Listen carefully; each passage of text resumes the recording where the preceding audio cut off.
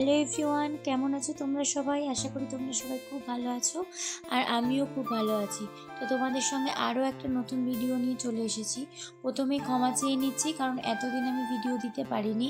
আর তারপরে আরও ক্ষমা চাইছি যে আমার ভয়েসটা এখন খুব খারাপ রয়েছে।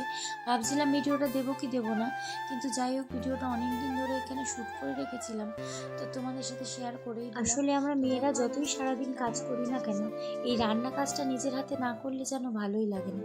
আর যতই শরীর খারাপ থাক, দিন শেষে কাজ করতেই হবে, সে যাই হোক না কেন। যেহেতু আমি না খেয়ে থাকতে পারবো, কিন্তু বাচ্চাটাকে তো আর না খেয়ে রাখতে পারি না। তো যাই হোক, আমি এখানে কাঠের উনুনে রান্না করছি, আর তোমরা সবাই খুব ভালো করে জানো আমি কাঠে রান্না করতে খুব ভালোবাসি।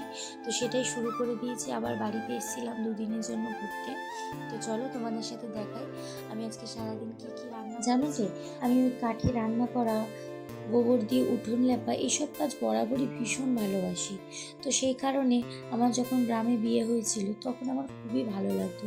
কিন্তু কি করব, যেহেতু আমার হাজবেন্ডকে অনেক সকালে উঠে ডিউটি যেতে হয়, তো সেই কারণে নিজেদের সুবিধার্থে আমরা ওর অফিসের সামনে একটা রুম ভাড়া নিই এবং এখন সেখানেই থাকি। তো মাঝে মাঝে যখনই আসি না কেন, আমি চেষ্টা করি যতটা সম্ভব কাঠের উনুনে রান্না করার।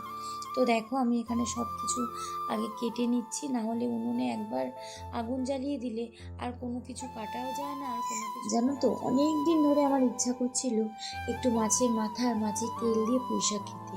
চিংড়ি মাছ আমি খেতে পারি না, সেই কারণে আর এখন আর চিংড়ি মাছটা সেভাবে খাওয়া হয় না। তাই বাড়িতে এসেই মাকে প্রথমেই বললাম আমাকে একটু পুঁই শাক কেটে দেবে, আমি একটু মাছের মাথা দিয়ে রান্না করব। ওখানে থাকলে হয়তো খাই, কিন্তু ওই যে টাটকা পুঁই শাক কেটে যে খাওয়ার একটা স্বাদ, সেইটা হয়তো পাই না। তাই সেই কারণে পুঁই শাকটাই আগে সবার প্রথম রান্না করেছি। এখানে আমি সব কিছু কেটে নিচ্ছিলাম, আর মা এসেছিল, মার সাথে একটু বসে বসে গল্পও করছিলাম। ওখানে থাকলে হয়তো কথা হয়, খোঁজ খবর নেওয়া হয়, কিন্তু ওই যে সামনে থেকে কিছু কথা যেটা হয়তো ফোন থেকে বলা যায় না। আর দেখো, এখানে আমি তোমাদের দেখিয়ে দিচ্ছি, আমি এখানে সব কিছু কেটে রেডি করে নিয়েছি, আর আজকে রান্নাটা শেয়ার করি। প্রথমে পুঁই শাকটা আমি বসিয়ে দিয়েছি সব কিছু দিয়ে। তো তোমরা যদি রেসিপি দেখতে চাও আমাকে জানিও, আমি নেক্সট টাইম আবার তোমাদের রেসিপিটা দেখাবো। আর বাইরে এত বৃষ্টি হচ্ছিল, তাই আমার বর বললো কি দাও ফোনটা একটু বাইরে থেকে দেখিয়ে নিয়ে আসি। আর আমার ছেলের দেখো এত ঘুম পেয়ে গেছে, চোখ ডলেই যাচ্ছে, তাই আমি তাড়াহুড়ো করে আরও রান্নাটা করে ফেলছিলাম।